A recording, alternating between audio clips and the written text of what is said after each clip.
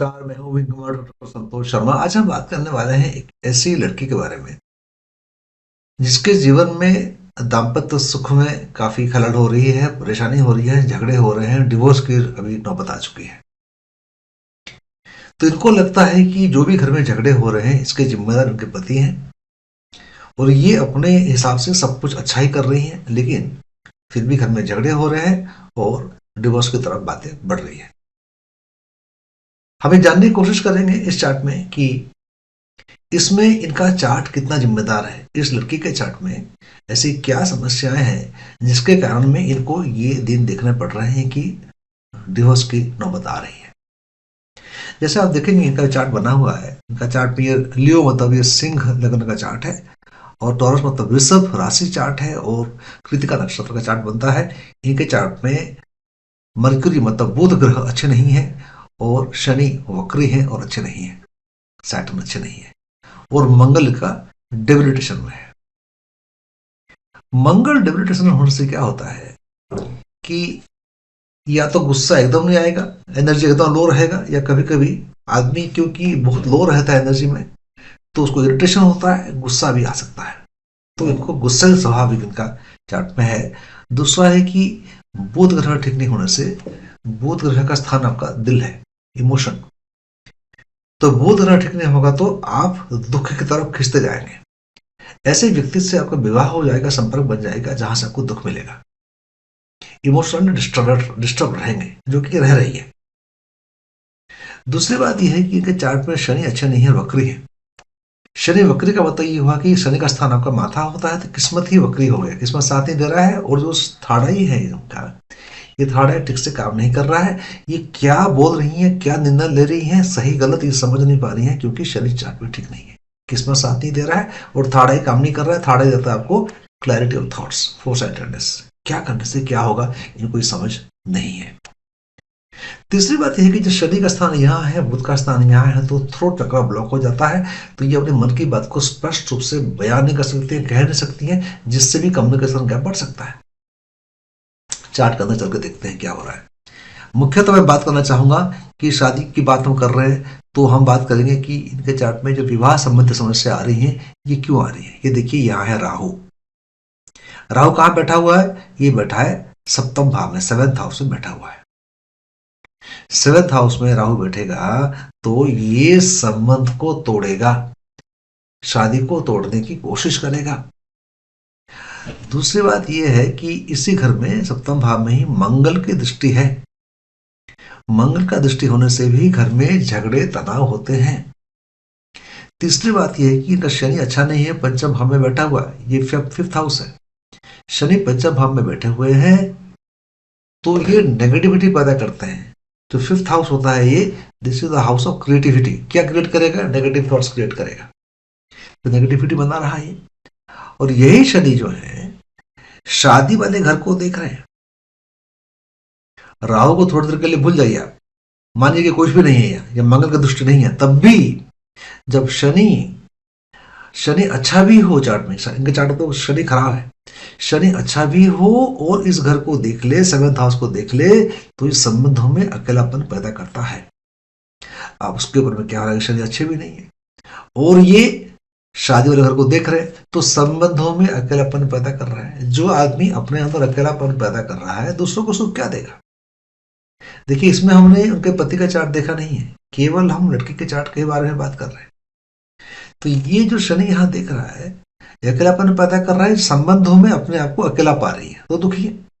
पहले ही हम बात कर चुके हैं कि बुध ग्रह ठीक नहीं होने से इमोशनली डिस्टर्ब रहेंगी, मतलब ये दुख को बुलाती है, आ बैल मुझे मार, इस प्रकार की हरकतें करेंगी, ऐसे लोगों के संपर्क में आएंगी जहां से उनको दुख मिलता है। दुख का निर्माण ये खुद करती है अनजाने में, क्योंकि जो प्रोग्रामिंग होती है चार्ट में, ये आपके सबकॉन्शियस माइंड की प्रोग्रामिंग है। अवचेतन मस्तिष्क में ये आपकी जो चार्ट की रूपरेखा है ये वहां कोडेड फॉर्म में होता है, जो कि आपके कॉन्शियस माइंड में प्ले करता है। तो दुख यदि इनग्रेन्ड है सबकॉन्शियस माइंड में तो ये कॉन्शियस माइंड में प्ले करेगा। यही हो रहा है और ये समझ नहीं पा रही है कि ये क्यों हो रहा है, क्योंकि शनि ठीक नहीं है चार्ट में। फिर क्या हो रहा है कि शनि जो यहाँ देख रहे हैं, अकेलापन पैदा कर रहे हैं, ये राहु को देख रहे हैं। राहु के बारे में बात कर चुके हैं हम राहु पर बात की है कि ये संबंधों को तोड़ने के लिए बेकरार है, ये संबंध को तोड़ता है। तो ये जो संबंध को तोड़ रहा है या तोड़ने की कोशिश कर रहा है, इसके ऊपर में, इस राहु के ऊपर में ये शनि की दृष्टि आ रही है।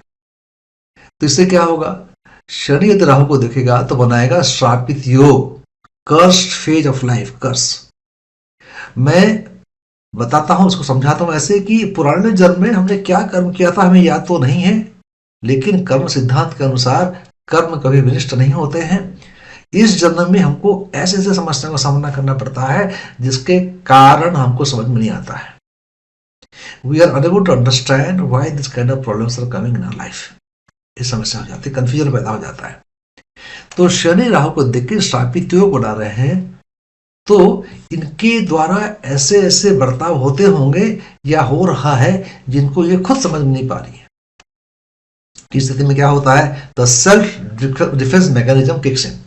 वो क्या होता है कि मैं जो तो ठीक हूं, बाकी लोग गड़बड़ है, जो दुख मुझे मिल रहा है इसके लिए जिम्मेदार मैं नहीं हूं, जिम्मेदारी लेने को हम तैयार नहीं होते। मैं कहता हूं कि चार्ट देख के जिम्मेदारियां लेना सीखिए। यदि आपके चार्ट में ऐसा शनि बैठा हुआ है पंचम भाव में, शादी वाले घर को देख रहा है तो अकेलापन पैदा कर रहा है, तो जिम्मेदारी लीजिए, दूसरों को दोष मत दीजिए। यदि आपके चार्ट में राहु से बैठा हुआ है, राहु से बैठा हुआ है, तोड़ने की कोशिश कर रहा है, आपके घर में झगड़े हो रहे हैं, तो जिम्मेदारी लीजिए, राहु को ठीक कीजिए आप। यदि आप पुरुष है, पत्नी को दोष देने से कोई फायदा नहीं है। यदि आप पत्नी है, पति को दोष देने से फायदा नहीं है। यदि आप प्रेमी प्रेमिका है तो आपस में दोष ना देके इन चीजों को समझिए और इनको ग्रहों को ठीक कीजिए रुद्राक्ष के माध्यम से। राहु के लिए आप जेमस्टोन नहीं पहन सकते हो, यहाँ 9 मुखी रुद्राक्ष पहनना पड़ेगा। शनि के लिए आप नीलम नहीं पहन सकते यहाँ, नीलम पहनेंगे तो, क्योंकि शनि तो चार्ट पर ठीक नहीं है, नीलम काम नहीं करेगा। इनको आप 17 मुखी रुद्राक्ष पहनना पड़ेगा। यदि किसी को नीलम पहनने का बड़ा ही शौक है तो नीलम को लेफ्ट हैंड में पहनना पड़ेगा। लेफ्ट हैंड में पहनने से ये एनर्जी को कम करता है, तो इसको ऐसा पहनना पड़ेगा। तो श्रापित योग है तो समझ नहीं पा रही क्या हो रहा है। और उस पर देखिए आप कि इनका कालसव दोष भी है और अभी चल रहा है राहु की महादशा। राहु की महादशा, राहु बैठे हैं शादी वाले घर पे, तो ये राहु अभी एक्टिव हो गया है। उसके ऊपर क्या है कि चल रहा है मून की अंतर्दशा, 6/2/24 से चल रहा है ये मून की अंतर्दशा। राहु और मून, चंद्र ग्रहण का दोष लगता है, मन में उतावलापन पैदा करता है। ये हो रहा है। इन्हें क्या करना चाहिए, इन्हें अपने चार्ट में मंगल को ठीक करना चाहिए, इन्हें चार्ट में राहु को ठीक करना चाहिए। मंगल के लिए 6 मुखी रुद्राक्ष पहनना चाहिए, राहु के लिए 9 मुखी रुद्राक्ष पहनना चाहिए, शनि को 17 मुखी रुद्राक्ष पहनना चाहिए। जेमस्टोन का मैं आपको उपाय यहां बताना नहीं चाहूंगा क्योंकि ये नुकसान करेंगे।